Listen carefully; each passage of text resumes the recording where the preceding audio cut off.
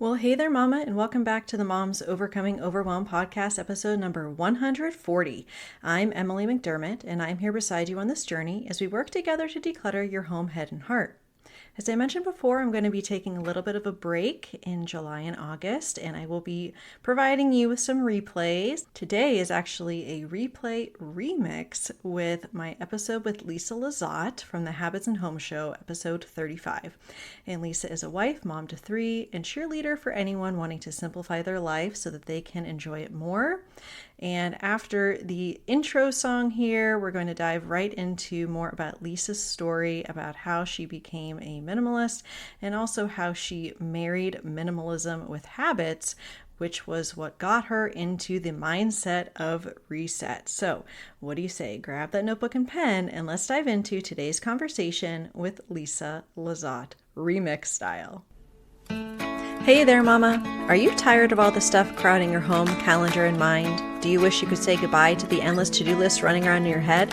Want to declutter but don't know where to start? You're in the right place. Welcome to Moms Overcoming Overwhelm, where you will find proven and practical solutions to declutter your home, head, and heart. Hi, I'm Emily, a wife, boy mom, and simplicity seeker.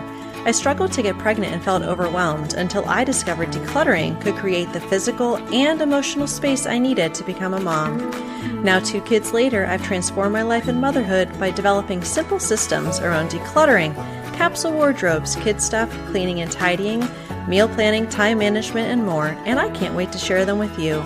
If you're ready to reclaim the time and energy you crave, be present with your kids, and finally enjoy the life and motherhood you so deserve, let's kick overwhelm to the curb, shall we? Grab your lukewarm coffee, your notebook and pen, and clear off some counter space. Let's do this. I remember like this time in 2013 when I was pregnant and my father passed away. And I had to declutter and go through his home and really it started opening my eyes that we were just tossing things that didn't matter to us. And I came home and I was looking at my house and I was like, none of this really matters. A lot of this in my home doesn't matter, but here I am spending my time picking it up and managing it and doing the thing. And so through that process of, cleaning out my parents' house, I, shifted over into minimalism, and I really didn't research. I didn't really even get on the internet that much back in the day, but I heard little bits and pieces. I even went to the library, like old fashioned, like go to the library, Wow. check out a book on minimalism, right? And I started slowly just getting rid of the things that were taking up my time. Like I was spending time managing those things. And I used to say my kids would had little droppings all over the house. They would drop things as they walked, drop, drop, drop, drop, drop. And I was spending my time picking up their little droppings, basically.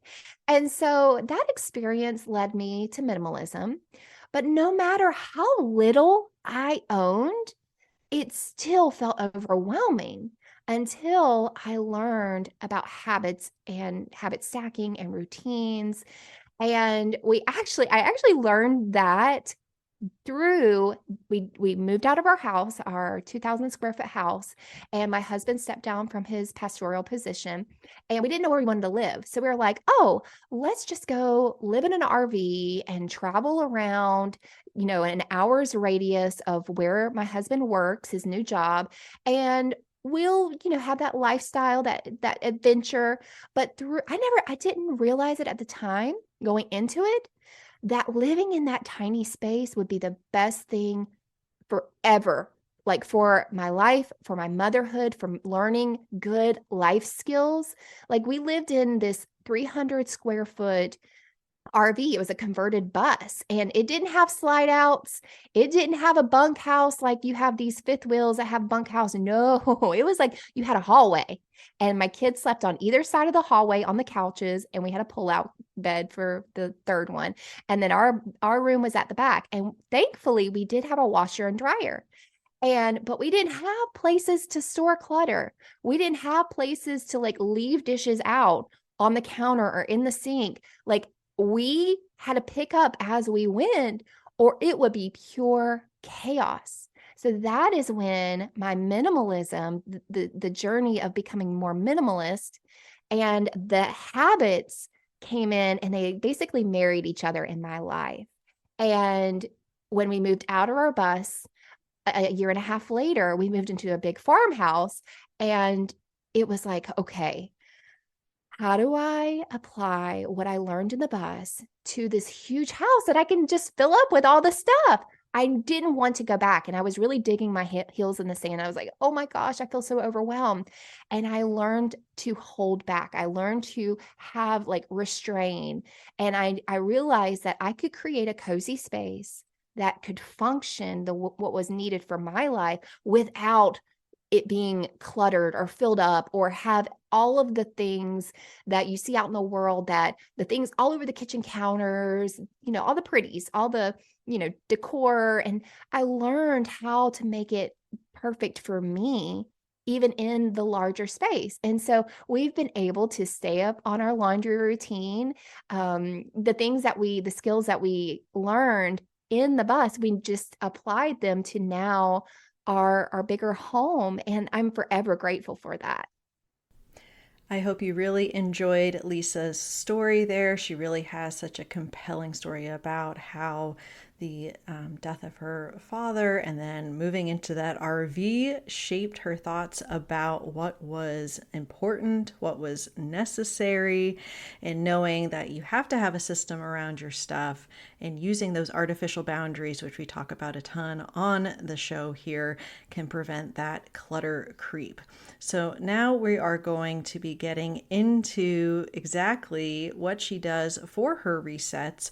And before we did, I just wanted to review some of the resets that I do that I love.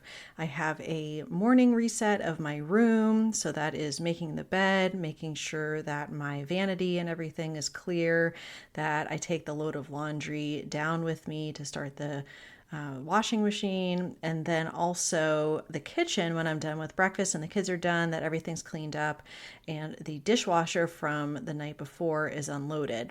And then through the day, we have resets of rooms. Like, for example, before the kids can watch a show, they have to clean up any toys and make sure their rooms are clean, cleaning up my office area before I leave it for the night, those types of things. And also the evening reset of the kitchen, which is where I load the dishwasher and run it, clean off all the kitchen counters.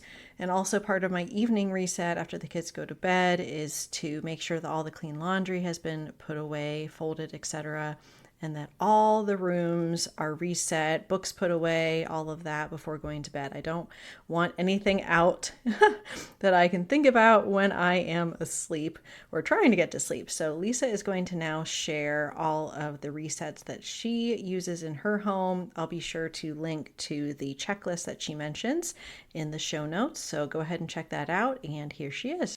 Yes. So this is the number one habit that I have personally felt that's been life-changing for me. And it's really a mindset shift first, and then you develop this like desire to want to do. Okay. So our habits, whenever we want to establish a new habit, we have to have like this identity of who we want to be, what we want that thing to do for us. And so it creates this longing and desire in us of what the end goal is, what we're going, the reward that we're going to get from completing that habit on a daily basis. So I have this one life-changing habit that I do every day, and it is just resetting.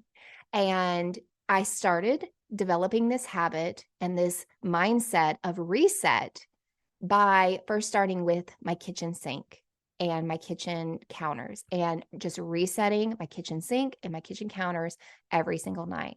And I loved the reward that I got from that, because I was able to wake up the next morning, and it was a gift I gave myself every single morning. I wasn't giving myself sloppy leftovers from the day before. I was giving myself the gift of starting fresh every single day. And so when I would lay down at night and I would think about, oh, I didn't do my reset, or the dishes are still in the sink, okay, it's okay. I can do it more.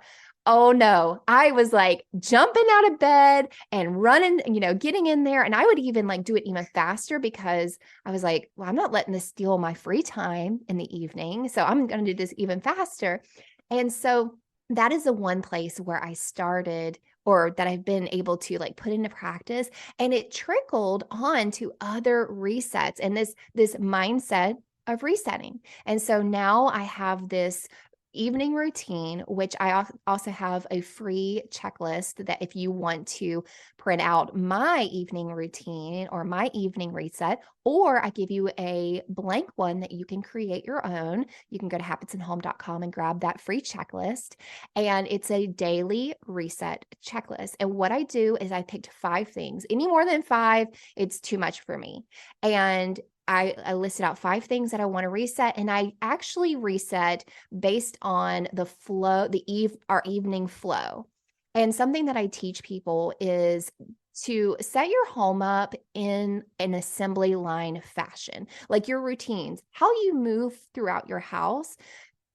Have a assembly line mentality about it, because what happens is we waste so much time and so much energy going from room to room, back and forth, like when we're cleaning. But restrain yourself from going to a different room, complete everything that is meant to be done in that room before you step out of that room. And people that have ADHD or have trouble focusing, this is extremely helpful for them. So for me, my evening reset follows the flow of our evening. Okay, we eat dinner, we reset the kitchen. We relax in the living room, then we reset the living room. Then we go into the bathroom and brush teeth before we go to bed. We reset the bathroom. Then we tuck our kids into bed. We take a quick moment to reset the bedroom. And then at night, when I'm laying down at night, I'm resetting my mind by just getting on my calendar, looking at what's on my list to do tomorrow, any places my kids need to go, preparing myself. So that's my like personal reset, is like I'm brain dumping any notes that I want to take, write down, any ideas that I have. And then it just frees me that I don't have anything else to do, and I'm able to like have my personal time. So I would say my number one habit that I encourage everyone to do is a reset. And on those lines, I think back of like where this, all these influences that led me to where I am now. And Charlotte Mason, she is an educator, and I love her. Homeschooling, that's someone that you typically will research. And I was also a public school educator, and so I've learned this as well. But she focused on habits and teaching kids habits, and like taking one habit, even like the habit of paying attention. Like we don't have those basic life skill habits, and just breaking it down to the microscopic tiniest of habits. And I loved what she taught. But then you also have another educator, which is Maria Montessori, who she says to reset the room before you leave. So y'all, look at how these two like educators in history have the habits that they're, saying, yes, teach your kids habits, learn habits, but then also reset the room to back where it's to its baseline, so that it's ready for the next person to come in. It's ready for you. You are giving yourself the gift of when you come back in the room, it's back to where where it started. And so I just love those two ideas of having the habit of reset. Hopefully, that has motivated you to start your own mindset and habits of reset in your home. This last clip that I'm going to share, and I would invite you to listen to the entire conversation, which is episode 35, which I'll link in the show notes.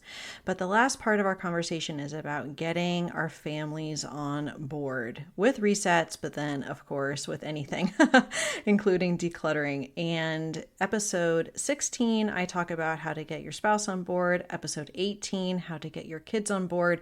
Also, there is an interview with Rachel Norman, episode 104, which is all about the habits that can empower our kids. So I love Lisa's take on this. I always also recommend starting with ourselves first, but she has some great ideas about how to get your family involved. So here she is. Yeah, yeah. It's definitely helpful to have a partner to help you, your spouse. And the biggest thing is communication. I always, and I'm sure that you encourage your clients as well, when you want to change anything, any routine, any habit, any lifestyle shift, you always start with you first. You always start. I know a lot of people, they get so excited, especially in like coaching or anything, or they listen to a podcast and they listen to this grand idea and they're like, okay, now we're going to do this. And they want everybody to get on board with their idea before they ever put it to practice first.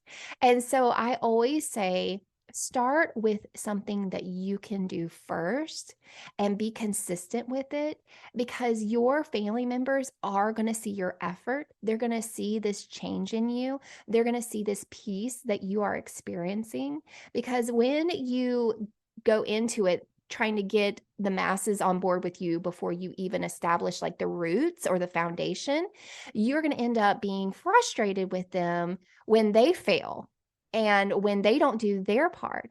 And so I think really establishing that foundation with yourself, you're going to have so much more grace when you get them on board. And so I think communicating, first of all, telling your people, your family, what this thing is that you're going to do for you first, and don't even mention their involvement in it yet. Really say, I want to let you know that I want to be better. I want to feel better. And so right after kitchen, I'm going to do this thing, called an evening reset, a daily reset. And I'm going to, reset the kitchen. And if you want to help me and be a part of it, I would love for you to do that, and invite them and say how it's going to benefit you, how you're going to, get something out of this or get the peace that's going to come from this. And so I always say, focus on yourself first, but then once you've established that and you feel good about that, I think our people want to help us. They really do want to love us and serve with us. So just give them, what do they say? You can catch more flies with honey than you can with vinegar. I think the way we talk and the way our tact that we use, if we can say it with sweetness, my husband says, he's like, it's not what you say, it's how you say it. And I tend to be like a really straightforward person, but I've really had to learn how to like be calm, be sweeter, be more peaceful in the way I approach ideas, in the way I ask for things. So for instance, how I love how you said you're resetting the kitchen and then your husband is getting the kids ready for bed. And when my kids were little and they didn't really get themselves ready for bed, we did that. But then as the kids have gotten older, I have brought them into, hey, mama really wants to rest and watch TV or read a book after dinner too. So how about before you leave, let's all take care of what's ours. Okay. So we have this little routine right after dinner. You wash, dry, and put away. And that's our system for washing the dishes. We don't even use our dishwasher because that just takes too long. So I just fill up a soapy basin of water, and if they have a plate, if they have a cup, if they have a fork, it literally takes like maybe a minute after they eat.